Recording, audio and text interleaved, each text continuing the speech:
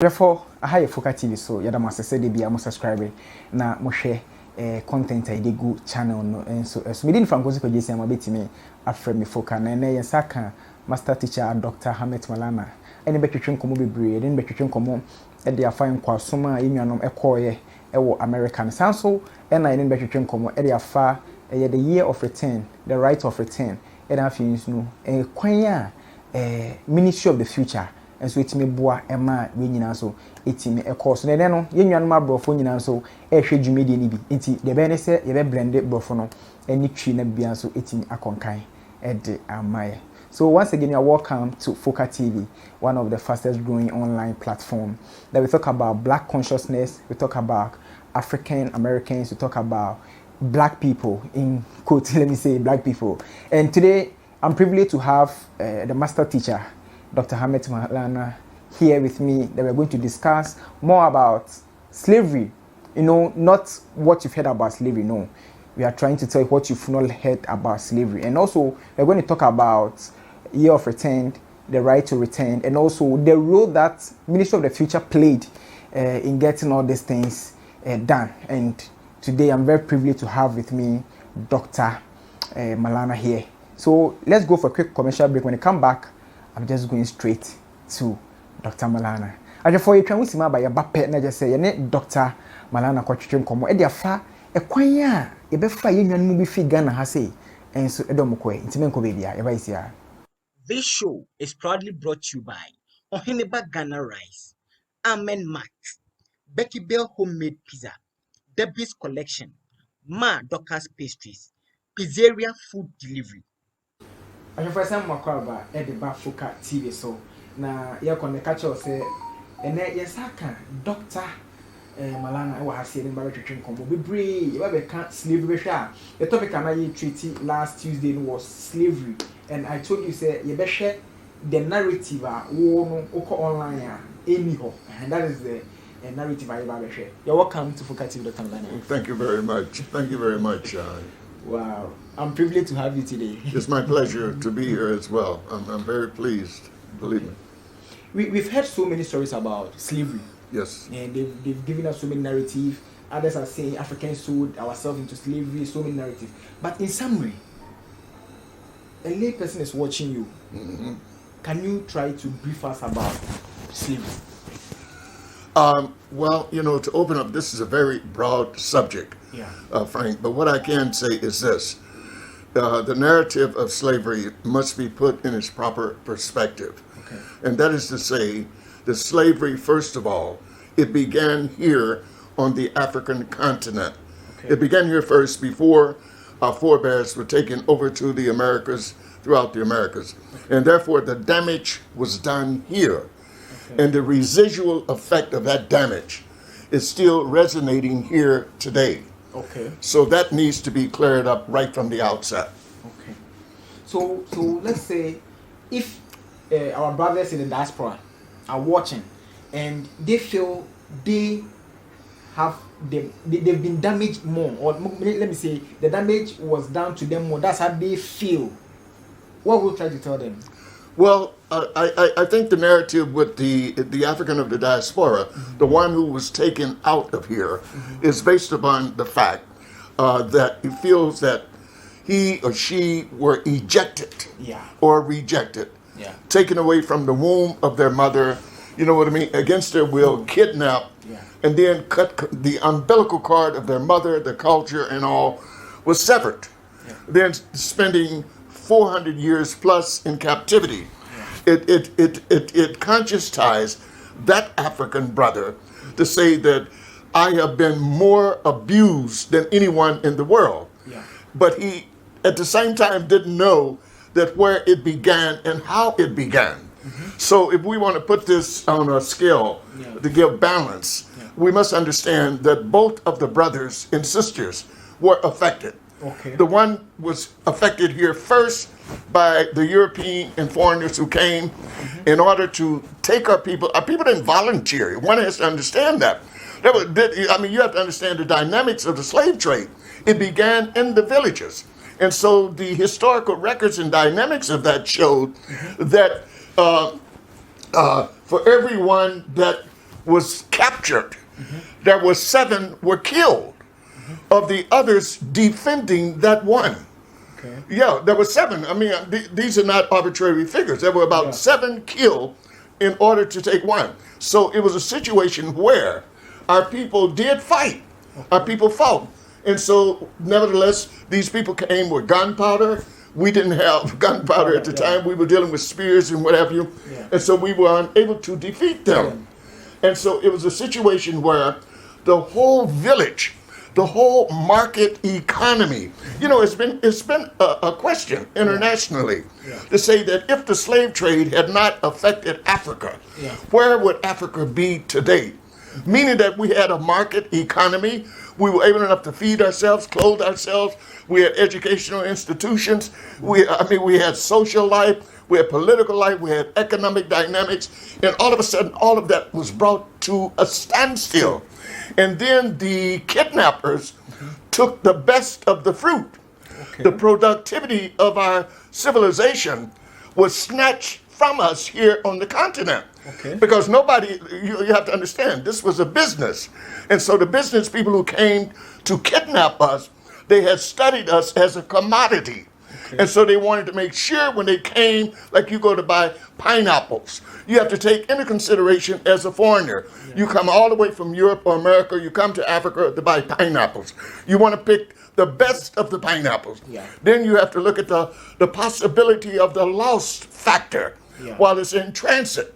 So all of these things were taken into consideration where when these foreigners came and they kidnapped our people, the brutality that they inflicted upon us, snatching the best of our people. And they had to do it. They had to snatch the best because they knew it was going to take anywhere from 60 to 90 days to cross the Atlantic Ocean. And so you had to have someone who could survive that. And once they did arrive at the destination, they must have a skill. And so they picked our people who were carpenters, our people who were agriculturalists, our people who were mathematicians. They didn't come here to get no waste. These people came to get the best of the crop. And so as a result of that, it brought Africa to its knees. Africa came to a standstill on the continent. Now the beginning of the brother and sister who was taken over, that was just the beginning of them. They now were going to build a great empire at the behest of the kidnappers who took them over there. And of course, we know in history, the Africans that were taken to the United States of America, they built America. President Clinton, Bill Clinton, who came to Accra with his wife in 1998, he even said it before the head of state, J.J. Rowling, that the Africans built America. And Africa is the genesis of humanity. So I think the long and the short, what I'm trying to say, Frank, is the brothers and sisters definitely are angered over the fact that they were taken into slavery. But I would entreat you to understand that the brothers and sisters who did not get on the ship were just as damaged as you. You understand? Because they were the initial ones that the Europeans had impacted here before our brothers and sisters could be kidnapped. So it was a dual damage, a duality of damage. So as you were saying, the kidnappers came for the best out of the ordinary. Yeah, they didn't come to get no waste. No. You don't invest your money on a ship and take goods thousands of miles away and you're going to lose. They came for profit. And they had to get the best. And this is why Africa is suffering today.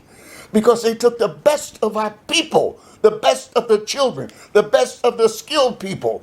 And so they left Africa without the skills, without that segment of youth to have the continuity of the society to continue on. They left a big gap. And we have never since then on the continent, as of yet, been able to pick up from that. So that's why it's important that the African of the diaspora return back to the motherland. Because we will fill that void and that gap. Talking about the return, you have a quick commercial break. When they come back, we're just going to talk about the rights of return and also if probably we talk about the year of return itself.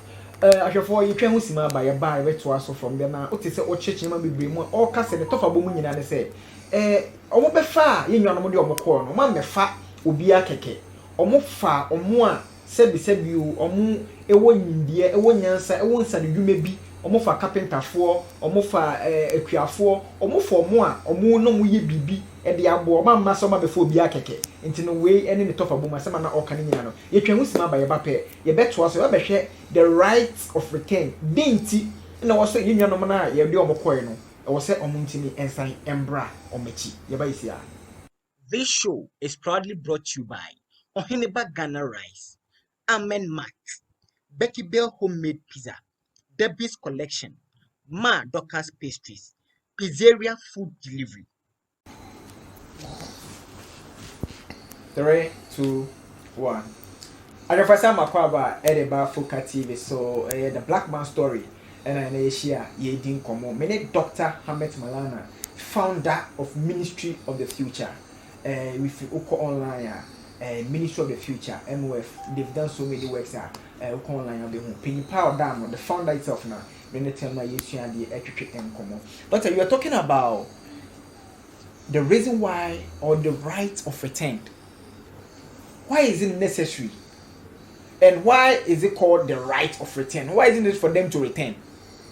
Well, let us look at it from this point. Okay. Brother Frank and ladies and gentlemen, brothers and sisters, it would be remiss of me to say that I started the right of return. Okay. I did not. I am only continuing something that was started hundreds of years ago. The first day that the brethren and the sisters were kidnapped, definitely you remember your mother. How can you forget your mother? Wherever you're going to be taken in the world, however you're going to be treated, you want the right to return back to your mommy. So this has been really the foremost thought embedded in all of the Africans who were kidnapped and taken into slavery, that they should have the right to return. And the right to return means this. It simply means is that you were a son and daughter of the soil, and therefore you were illegally taken away from the soil. So coming back to get citizenship is secondary. Your right to return to your mother is primary. The citizenship paper can be given to any European, Chinese, Russian, a white American, British, or whatever you. They can get citizenship. But the Africans of the diaspora who were kidnapped, taken into slavery, it must be understood that they have the right to return. And that is based upon being children of the soil who were illegally taken away from here. Okay. So let's move deep into the right to return. Is it necessary for every African American in the diaspora to return? Well, the first thing we have to understand, they should have the right to return. Every one of the diaspora that was kidnapped, what I would like to say, descendants of the transatlantic slave trade, must be given that right throughout Black Africa, given that right to return. But in reality, we know that Africa, first of all, the Africans of the diaspora, collectively, holistically, all are not going to agree, to return. There's going to be a certain percentage of the overall. I can speak like in the United States of America. The population of African Americans right now is somewhere about 45 to 47 million. But then when you look at the total Africans of the diaspora, Brazil, Jamaica, throughout the Caribbean, Canada, Black Brits, it comes over 300 million. And of course we know that 300 million are not going to come back. But let's go see what they say in the holy books, that at least 144,000 will return. And I bear witness over the fact, as we look right now, from the year of return, 2019, we're into 2022 right now, thousands have come. And I can say one thing, the exodus is on as I'm talking right now. They are coming. So, but all of them know are not going to come. No. Okay. So talking about it being in the holy book, all this thing, is it biblically recognized? Look, it says, for an example, if those of you who believe in the Bible, you understand what I'm saying? Yeah. I mean, it says that in Genesis chapter 15, King James Version, chapter 15, verses 13 and 14, Yeah. that a people shall be taken from the womb of their motherland, Yeah. and they will be tossed to a foreign land that is not theirs, and they will be in captivity for 400 years plus. Yeah. And at the end of that 400 years, the Creator Almighty will judge the ones who enslaved them, who had them in captivity. And the Creator would deal with those ones who kept them in captivity. But the children at the end of that 400 years would come back to their motherland with great riches and great substance. Yeah. And this is what is happening now. Great riches, yes, but great substance. The skills, the knowledge that has been learned from Western world, that dynamic youth that were taken away from here over 400 years ago, they survived. They made it through the fire. They are able to do anything if they made it through the fire, coming from the motherland, going across the Middle Passage into slavery, going to the sugarcane fields of Jamaica, the cotton fields of Mississippi and Georgia, being whipped, being murdered, and over 400 years in bondage, and then rise to a position to take the seat of power of the master who enslaved them. And this has happened in the United States of America. If anyone believes in prophecy, then you go there and do the mathematics. Okay. So, Dr. Maulana, let's move away from the right of return to what role and what particular duty was your organization, Ministry of the Future, played in the right of return since 2016? Well, in order to dilate on that, Frank, I have to just give a brief synopsis, overview. Okay. That is, the Ministry of the Future Yeah. only came into existence in 2014. Okay. But we have to go back to the early part of 1990s. Okay. And I was a research fellow with the Ghana National Commission on Culture. We'll talk about 1989. And then come to the realization that some Africans of the diaspora, I can name a few, like Sister Imakus, One Africa, her late husband, Nana Ben, and then Fee Ankra came around 1993. There were many Africans, so we all began to have different meetings at the W.E.B. Du Bois Center, and we were talking about that we should have this right to return. So we galvanized, and so throughout the 90s, and then came Panifest, with the late Dr. F.Y. Sutherland, a Ghanaian sister, who had this vision. And the Panifest brought like much more unity and brought it into a much clearer perspective of the right to return. You understand what I'm saying? Yeah. And then we had the visit by His Excellency, then the former head of state, J.J. Rawlings, and his wife, Nana Kanadu Ajiman Rawlings. They were on a state visit in 1997, where they visited Trinidad, Tobago, and Jamaica.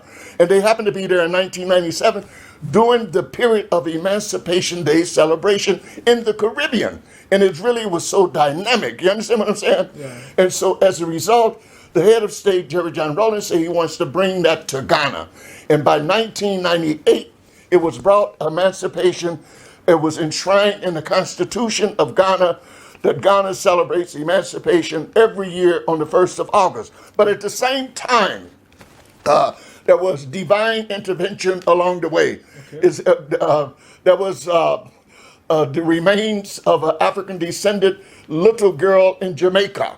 Okay. That was brought here by one lady, Mignon Phillips. Okay. Her stool name was Nana Essie Boa, the first. Okay, and I seen Manso. Yeah. Then we had the other one was Samuel Carson, because in the United States of America, by accident, downtown Manhattan in 1992, the construction firms were putting up a big building, skyscraper, and they accidentally hit a slave cemetery. and these corpses start coming up and whatever. So then the NGOs in America, African American NGOs, they got involved. So the long and the short of all that, it culminated by 1998 first Emancipation Day celebration in Ghana. The head of state of Ghana, the late Jerry John Rawlings, we give him credit for that. At the state's expense, they sponsored a funeral for one African slave descendant in the United States of America, over 175 years old, almost 200 years old, to remain. Okay. They brought it to Ghana on Ghana Airways. The other one was the girl from Jamaica, and her name was Crystal, and she was close to maybe about 300 years old. So the both of them culminated on the 1st of August. Emancipation Day was celebrated here in Ghana, and the place for the manifestation of that was Asin Manso. And in Asin Manso, because there's a river there, a river that they call in English the Slave River, but they call it in Tree, I think it is, in Suo Donko. And so this particular river was there, whereas during the days of slavery, while the kidnappers had kidnapped our people, marching them down from the north, from the interior, before they got to Cape Coast on the Atlantic coast, they would stop in Asin Manso to take the last bath. And so we must acknowledge that Asin Manso played a major role. And so as a result of that, the government of Ghana, under then the late Jake Obetchebi Lamptey, he infused government money around 2005 or 2006 to build an infrastructure at Asin Manso for the entombment, if you will, of the 2 interred African slave descendants. And now it's become a part of national heritage. You understand what I'm saying? Ghana. So that in itself, it gave impotence, because I think what we must understand is this. If the government of Ghana can give 2 dead ancestors the right to return and bury them here, if you can give citizenship to the dead, why can't you give citizenship to the living? This was the rallying cry that we began to say in the 1990s. If you can give it to the dead, what about us who are here? We can help Ghana. Give us citizenship. We can do more for Ghana. So Ministry of Future had not metamorphosed yet. Okay. But the experience that I was receiving, I taught at the W.E.B. Du Bois Center for 17 consecutive years, free. And so it really was divine intervention, because what it was doing, it was preparing me for my mission. And I've always considered myself to be on a mission. You understand what I'm saying? Yeah. And so I had met earlier on, if I must say this briefly, I had met earlier on a junior lawyer at the Ministry of Foreign Affairs in 1989 when I was brought to see the head of state, but I was unable to see the head of state, and I was directed over to the Ministry of Foreign Affairs. Who was at the Ministry of Foreign Affairs? Was the Director of Legal Affairs within the Ministry of Foreign Affairs, the Honorable Ni Kwesi Kwate, a junior lawyer. This was in 1989. So from that point, I submitted a reparations paper. I gave him a copy, and it was due to be forwarded on to the head of state, because that was the reason that I had come down from Tekrati to give it to the head of state. And so from that 1989, the Honorable Ni Kwesi Kwate and I became friends. And so we were communicating off and on over the decades. And little did any of us know that by 2015, he would become the executive secretary to the head of state of Ghana. And I was still in friendship with him. And then I saw at that point, that was the point to open the window. I had already registered an NGO called Ministry of the Future in 2014. So 2015, I began to talk to Kwesi to get him to understand who we are as a people. I used the Bible, and I used the chapter, Genesis chapter 15, verses 13 and 14. Because, excuse me, ladies and gentlemen, as I've said many times before, if there are any way to get the attention of an African or the attention of a Ghanaian, there are 2 ways you can get their undivided attention. One way is if you got US dollars, put it on the table. Ghanaians will listen to you. I don't have the US dollar. Or if you got religion and you're talking about Jesus, religion, Ghanaians will listen to you. So I invoked the Bible and I showed him the evidence that we are the true Israelites, I said. And we fit that shoe in chapter 15, verses 13 and 14.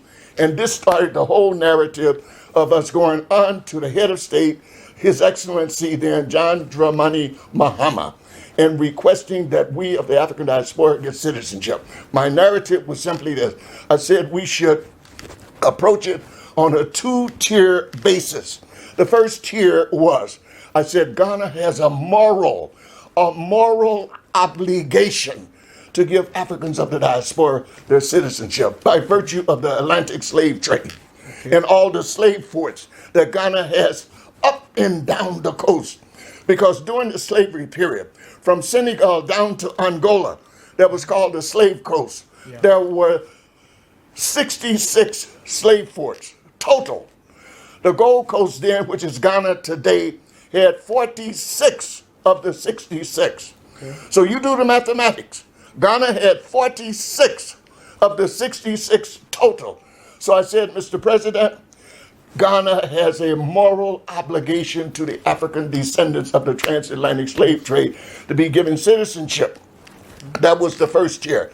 So he said, what is your second tier? The second tier is we can bring economic value to the economy and development of Ghana. The Africans, and I can speak truly for African Americans, African Americans have a multi-trillion-dollar purchasing and buying economy in the United States. But multi-trillion dollars. And I said, if we can bring 1/10 of 1% of that to Ghana, we can turn Ghana's problems around overnight. And it was a done deal. We were asked, the Honorable Nikwesi Kwati and I were asked by the President, His Excellency John Dramani Mahama, to write the narrative. We wrote the narrative, and the narrative was predicated upon these two-tier principles, the moral obligation and the economic value we can bring to the economy. And so subsequent, on the 28th of December 2016, 34 Africans of the diaspora were granted Ghanaian citizenship. And I must say, it would have been many more, as many as 1,000. When I gave the call 6 months before that date, I had given a call at the University of Ghana, Legon, with Dr. Obadele Kambon, that they should come and sign up with Ministry of the Future's application.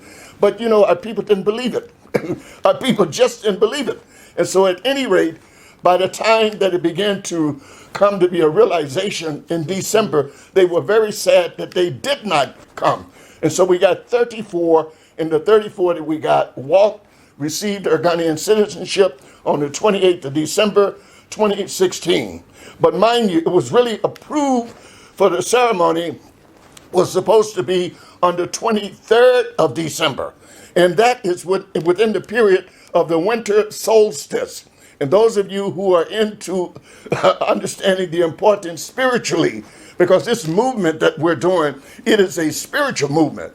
So the 23rd of December was officially the date that the Africans of the diaspora were supposed to be sworn in for citizenship. But there was a problem because the head of state had to travel to the north, and it was postponed until the 28th. And so after that, that government that was in power then, the National Democratic Congress, lost political power. And then a new government came in, the New Patriotic Party, NPP. And so on the... We will talk about, after the new government took over, the role that you played in that side too. But we just wanted to know, all these things that you were doing, did you have any financial support, or did you have any support from somewhere? No. To be quite honest with you, no, not at all. This, as I said, I consider myself and those around me on a mission. Okay. But it came to a time, and I must say this, and many of our people have found it to be very difficult to understand this, that I had to close doors around me. And I had to carry this load, or carry the cross, if you will. I had to carry the cross myself. because I did not want to be double crossed. Okay. So I had to carry the cross, and I had to be hush, hush. And it was I singularly, not because I was trying to self-aggrandize myself, no, but in order to get these applications approved at the highest level diplomatically, and understanding there were enemies that did not want to see the Africans of the diaspora get their citizenship, I had to close ranks, and I had to keep quiet, to do quiet diplomacy. And it worked. Okay. It worked. So I want the people to understand that it had nothing to do with me wanting to beat my chest. Yeah. But I had to close ranks in order to get these things through. And successfully, all praises go to our ancestors in the Most High. It was approved. Okay. Dr. Maulana, we would love to fix another interview with you on the next episode. Definitely, we are going to do part 2 of this particular episode, so that you tell us about when the new government came in. We went to your channel, we researched, and we've seen so many videos that you've done previously, so many teachings that you've done. But we would love to know the role you played when the new government came in power. So definitely we'll come back to you. After for how never my coin DrmaulanaDrmaulana AC the amount within the Francoso Kojesia, Mohineba Ghana rice, Becky Bell homemade pizza, Davis collection, you know, meeting by my DrmaulanaDrmaulana the bro. As my Dr. Hamet Maulana, master teacher, not all can say the top of boom in say, or no, a boy, and the Ministry of the Future, a cool, it's in a boy, ama nipa 34 as we mean a year citizenship. Ewo oman penny dada John Dramani Mahama and Abemu. Not be Brennan Jindi, Sakomo GD, and Tema Eber Sani Apa, can be now so able to me in your citizenship. And you know, I have said about acquiring the Jubilee it to me, a see them more. Next week, yeah, the next episode ever brought Menko Baby, my crown.